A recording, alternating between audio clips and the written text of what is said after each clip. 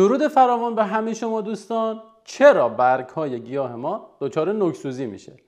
خوب دقت کنید ببینید این علائمی که میگم گیاهتون داره یا نداره. 1.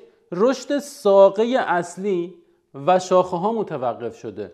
2. رنگ برگ ها به سمت سبز یشمی مایل به قهوه‌ای یا کاملا برعکسش، یعنی یا پررنگ شده یا کاملا برعکس بیرنگ شده و بیحالن. 3. رنگ رگبرگ ها، یعنی زیر برگ رو نگاه میکنی رنگ رگبرگ ها هم پریده، یعنی رنگ پریده شدن رگبرگ ها. 4. کلا به صورت چشمی که نگاه میکنی مشخص حال گیاه خوب نیست، یعنی میفهمی که همینجوری نگاهش میکنی میفهمی این پژمرده شده، انگار اصلا حالش بده. و نکته آخر که خیلی هم مهمه، حاشیه برگ ها، نوک برگ ها و لبه برگ ها دچار سوختگی شده. دقت کنید نگفتم وسط برگ ها، دچار حاشیه سوزی یا نوک سوزی یا لبه سوزی شده. اینا همش از نشانه های کمبود عنصر لایک در لایک کنید تا یادتون نرفته. اینا همش از نشانه‌های کمبود عنصر پتاسیم در گیاهه.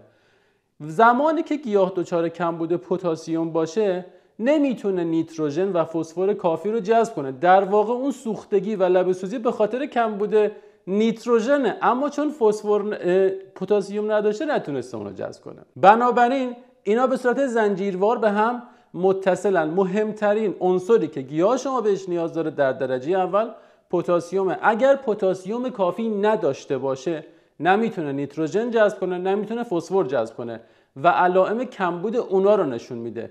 به همین خاطره که ما و خیلی از همکاران ما متاسفانه دچار اشتباه میشن و میان زمانی که برگشون دچار حاشیه سوزی شده میگن خب این کمبود نیتروژن داره، کود نیتروژن بهش میدن، در حالی که درمان نمیشه چون پتاسیم کافی نداره که بتونه اون نیتروژن رو جذب کنه. پتاسیم نقش اساسی داره در گیاه. به خاطر همینه که من همیشه توصیه میکنم از کودهای استفاده کنید که تقریبا شامل تمام عناصر غذایی باشه، یعنی همه چی رو با هم دیگه به گیاه شما برسونه، نه فقط یک یا دو عنصر.